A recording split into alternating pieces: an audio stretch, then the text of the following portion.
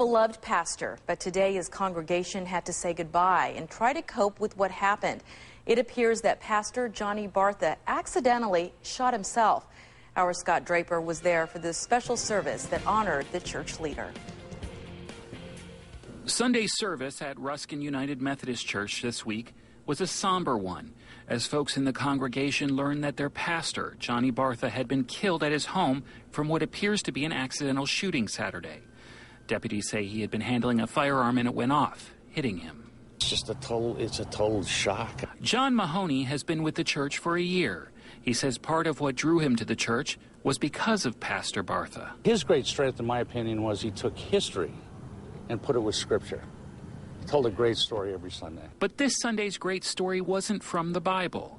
It was from members of the church who remembered Johnny Bartha.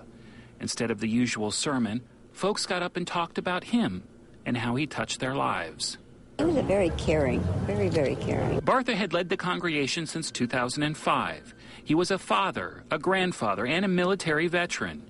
But it was his need to help others through the church and charities that everyone remembers. That and how he related to members of the church. We want Johnny to be remembered as somebody that really cared more than just, hey, I'm your pastor, I'm up here in the pulpit, listen to me.